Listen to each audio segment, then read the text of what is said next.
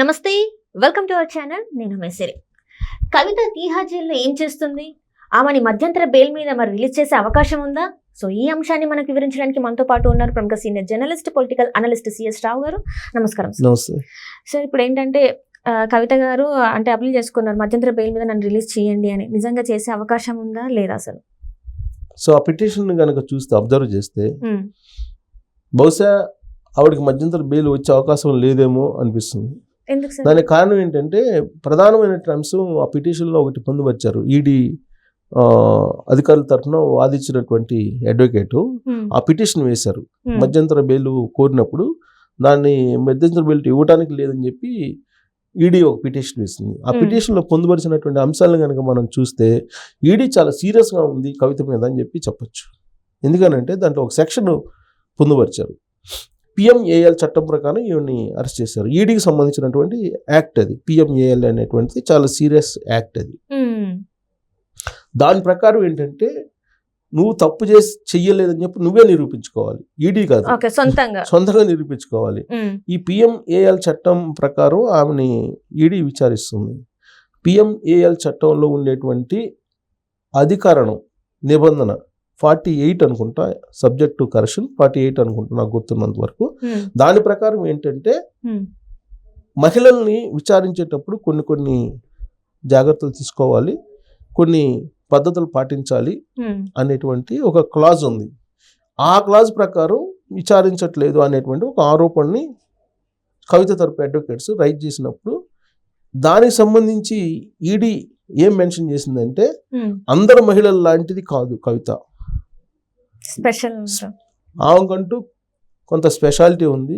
అందరు మహిళల్లాగా ఆవిడ్ని చూడొద్దు మీరు.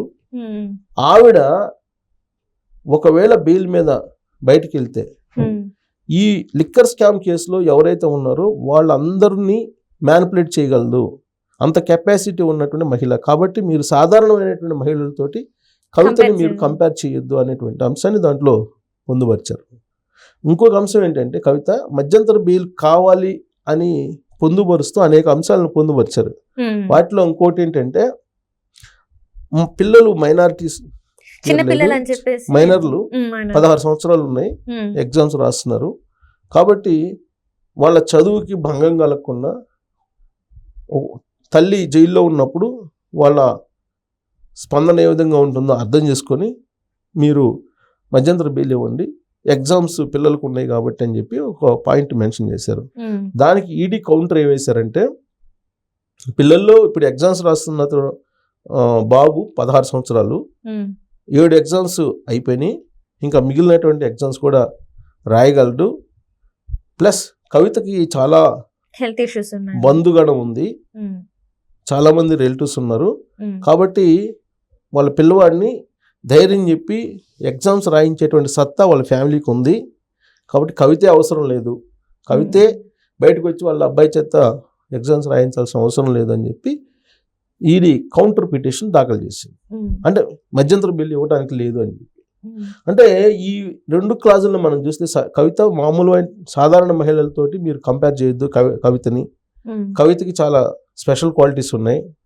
ఆవిడ లిక్కర్ స్కామ్లో ఇన్వాల్వ్ అయ్యి సౌత్ గ్రూప్కి హెడ్గా ఉన్నారంటేనే ఆవిడ యాటిట్యూడ్ కానీ ఆవిడ యొక్క తత్వం కానీ మీరు ఆలోచించండి అని చెప్పి కోర్టుకి పిటిషన్లో పొందుపరిచారు.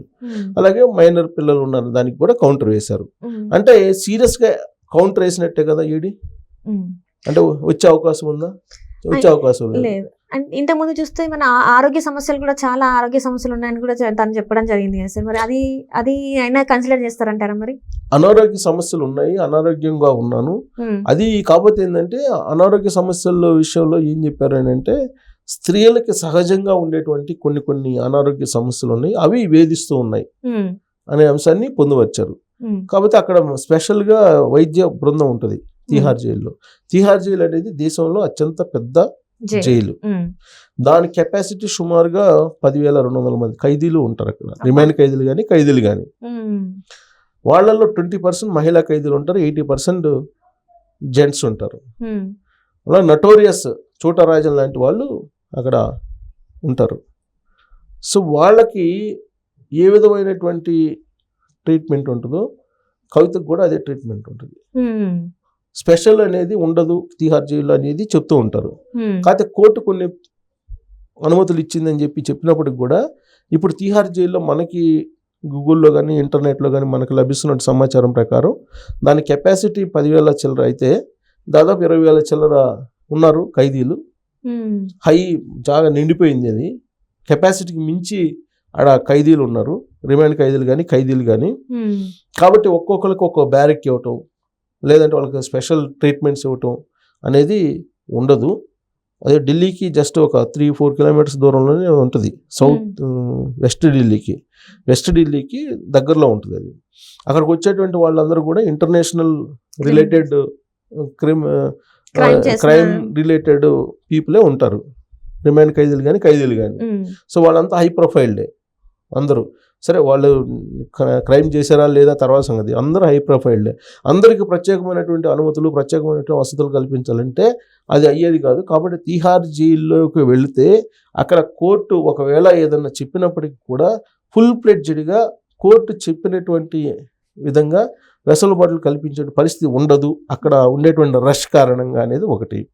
ఇంకోటి ఏంటంటే అక్కడ మొత్తం ఖైదీల్లో 6 to 8% HIV ఉందని చెప్పి తెలిసారు అఫీషియల్గా. మొత్తం ఖైదీల్లో 6 to 8% ఖైదీలకి అక్కడ రిమైండ్ ఖైదీలు కానీ ఎయిడ్స్ ఉందని చెప్పి చెప్తున్నారు. ప్రతి గదిలో కూడా 2-3 ఖైదీలు ఉంచుతున్నారు అక్కడ, కెపాసిటీ మించున్నారు. కాబట్టి ఇప్పుడు కవిత ఉండేటువంటి దాంట్లో కూడా బ్యారెక్లో కూడా మరో 2 కరుడు కట్టినటువంటి మహిళా నేరస్తులు ఉన్నారు అనేది ఇప్పుడు వినిపిస్తుంది.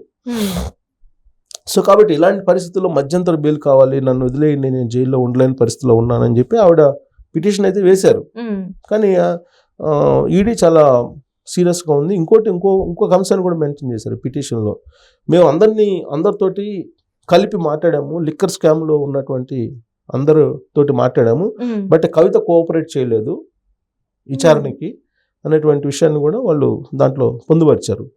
ఇంకోటి, ఆవిడని కనుక వదిలిపెడితే బెయిల్ ఇస్తే మొత్తం ఈ కేసుకు సంబంధించి మొత్తం మ్యానిపులేట్ చేసే అవకాశం ఉంది, సాక్షుల్ని భయపించేటువంటి అవకాశం ఉంది, బెదిరించేటువంటి అవకాశం ఉంది. బికాస్ ఆమెకి హై ప్రొఫైల్డ్ పొలిటికల్ రిలేషన్స్ ఉన్నాయి.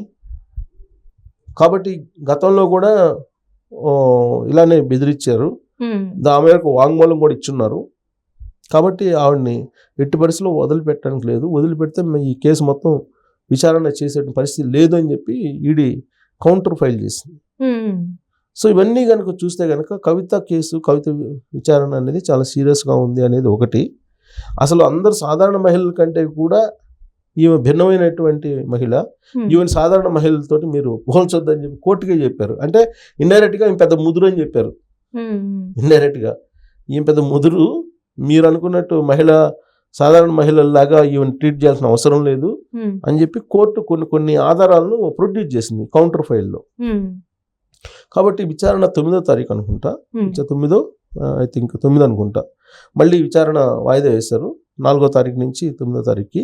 సో విచారణ వాయిదా వేశారు కాబట్టి నెక్స్ట్ విచారణలో బెయిల్ వస్తుందా రాదా అనేది ఒకటి క్లారిటీ వచ్చే అవకాశం ఉంది. బట్ ఈడీ కౌంటర్ పిటిషన్లో పొందవలసిన అంశాల ప్రకారం మాత్రం ఆమెకి బెయిల్ వచ్చేటువంటి అవకాశాలు ఇప్పట్లో కనిపించట్లేదని చెప్పి మనం అనుకోవడానికి అవకాశం ఉంది.